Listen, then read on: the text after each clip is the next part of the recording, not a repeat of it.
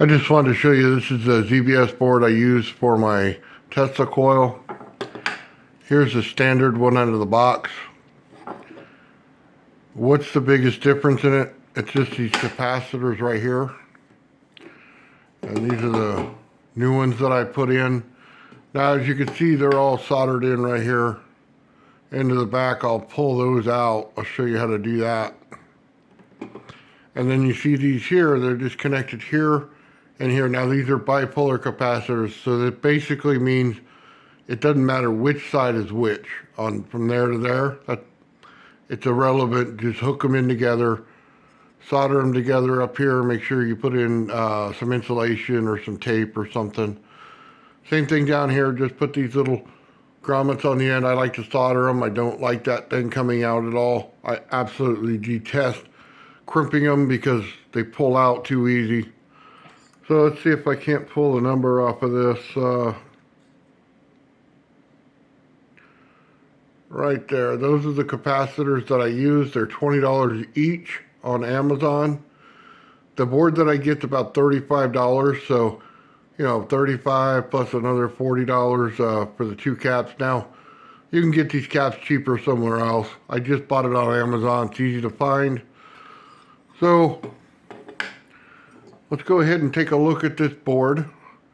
And, you know, at this point, I'm just going to have to pull these things off. So I got my soldering iron over here, and I got it hot.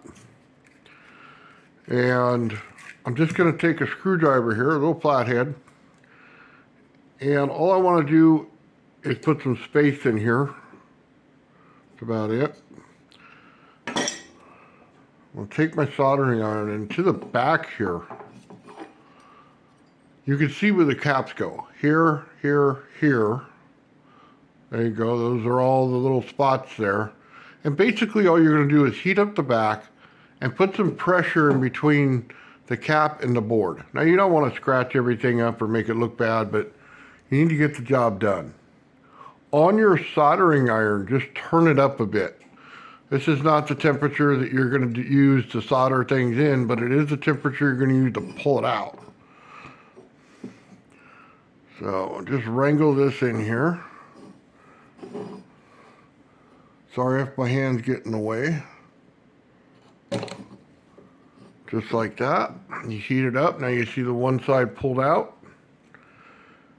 I'm just going to go slow for the first couple, and then I'm going to tear through it real quick. Once it heats up, boom, just like that. One out. Why am I putting solder on it constantly? Well, if you don't put the solder on there, it doesn't make a good connection at all for anything. When you go to heat it up, it'll seem like it never heats up because it's not. You're not making good enough contact with it. So always want some fresh solder on there.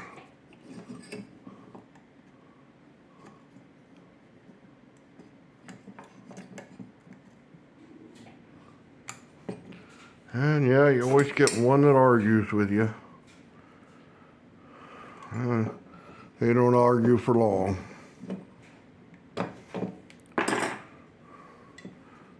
Alright, let's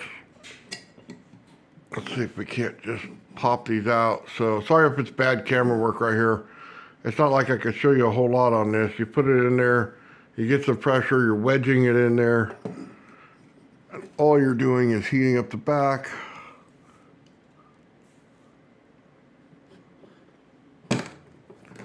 And popping that thing out.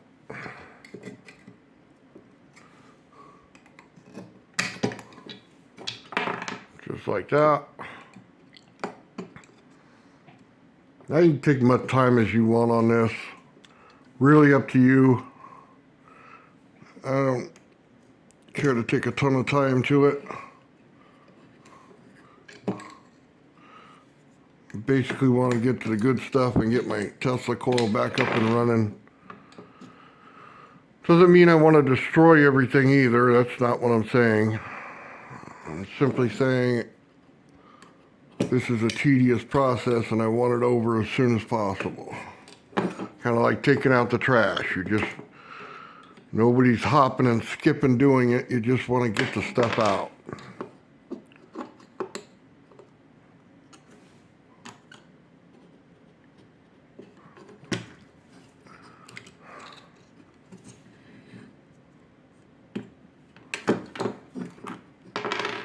Let's take a look now. Yeah, we didn't scratch it up too bad on there. Now, does this really matter if you scratch it, don't scratch it? None of it matters. So, let me just be honest with you. Zero matters. Absolutely zero. Okay? It's good. It's going to work. Not going to have any spark over. Not going to be any problem. Like I said, you want to do a plastic screwdriver and make it look pretty? By all means, do your thing. Not going to discourage you from that. Now, I got little feet on here, and where did they come from? Well, I've obviously blown up a lot of these boards, so these right here is where they come from. That's where I get them. Now, you can buy them separate, but usually I buy 2 of these at a time and just use these for the bottom right here. Or I just pulled off the one I did before and put it on. So let's just do that.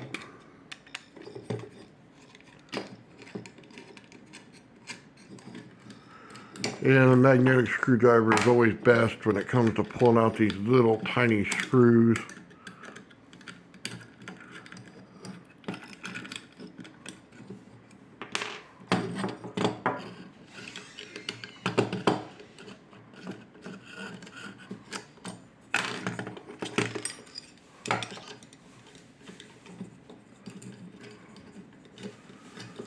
Okay. We're all out now.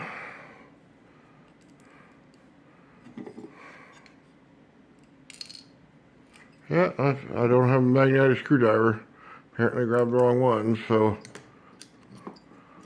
it's always fun. Especially when you got gigantor hands like I do, and then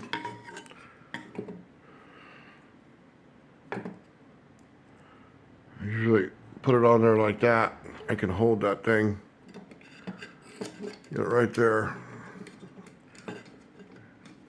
And yeah, I spin the screwdriver a little bit different, not on the handle. These things just have to be snug in there. That's all we're looking for. That little trick with your finger helps a lot if you don't have a magnetic screwdriver, by the way.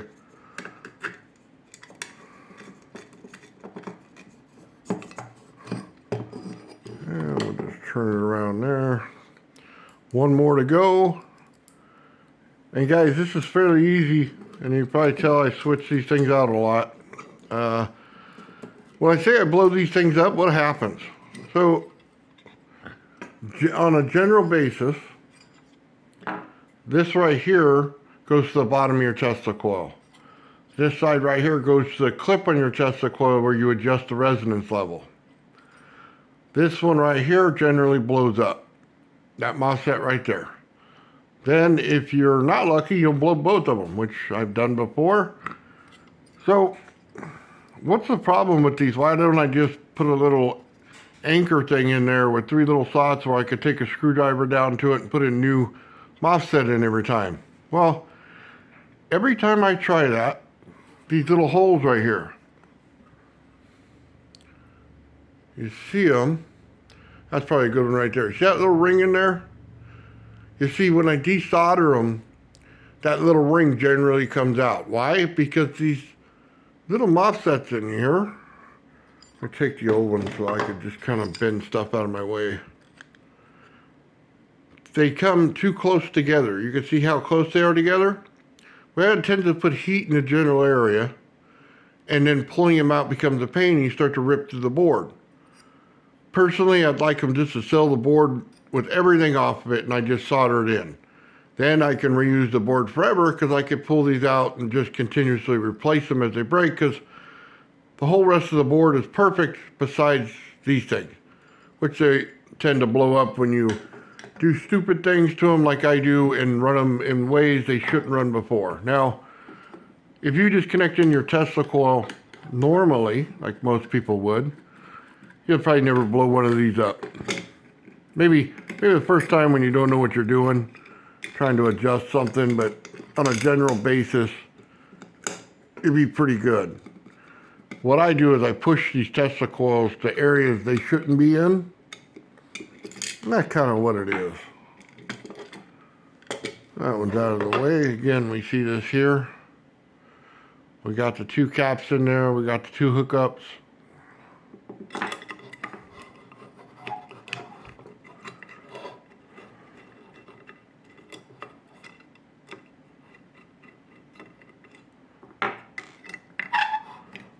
And I can tell you, oh, I cross-threaded this. Oh, morons. You know, if it doesn't thread right, don't put it in. Now I got to go back and deal with it in a different way.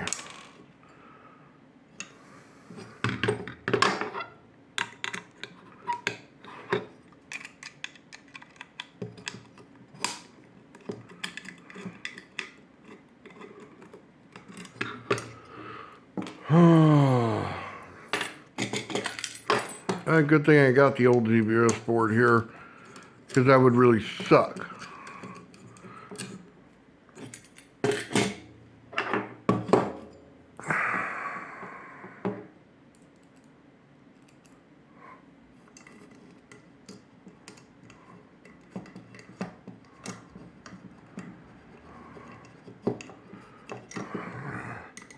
Since we have this like this, let's just make sure these are all tight. Last thing I need is a misreading because something's not tight. Okay, now.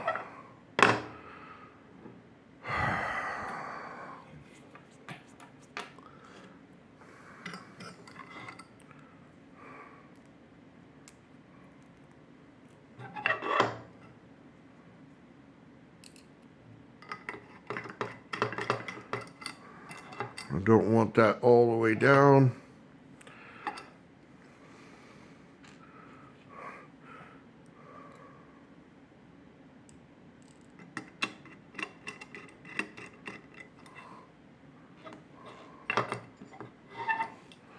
Get the other one in.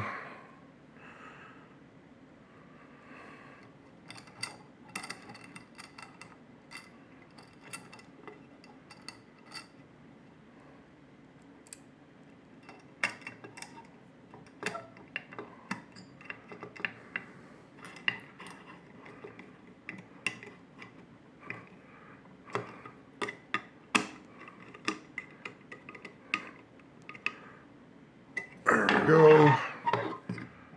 Just straighten that up right there. And we are good to go. Now, that's our board. That's all of the modifications we needed to do to it. That was pretty simple. We put in feet. We hooked in these. We should probably tighten this down.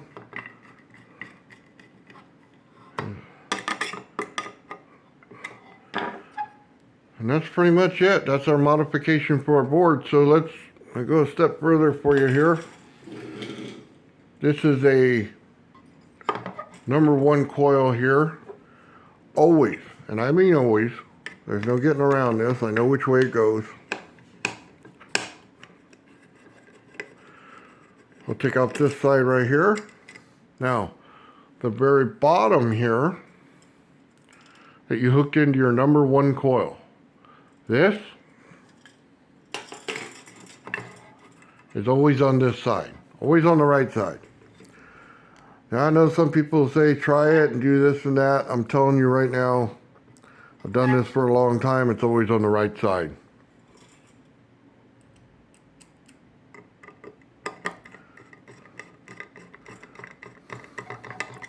Now, you could connect in another wire just like we did here. Get it out, take it, shrink tube it, make sure it looks pretty. But here's the basic concept of this. This connects on here. That's it. All you have to do at this point when you're doing your Tesla coil is find out where the resonant frequency is. So you're shutting this thing on and off and moving it. That's it. Find out where it is. When it comes to this, right here is a negative on this side. You see the negative. They don't put the plus for the positive. So when you're in DC mode, simply, do what they said. Positive here, negative here. However, you want to take an on and off switch here and just put it on this negative. So a little tiny wire, on and off switch, and then off to your power source. And what you want to do every time you start one of these up, turn the power source up to 10 volts, then flip the switch. Now you're going to do this a lot in order to check it and see exactly where resonance is. So I'll leave that for another video. I just wanted to mainly show you this. Again, when you hook it up, this side here is always to the bottom. And if you're looking at it directly as you're looking at it now, it's the right side, and that always goes to the bottom. The left side is always the adjustable part that you put up and down your number 1 coil. Anyway, thank you for watching, and hopefully I'll be able to show you this thing next time, and we'll put it in resonance.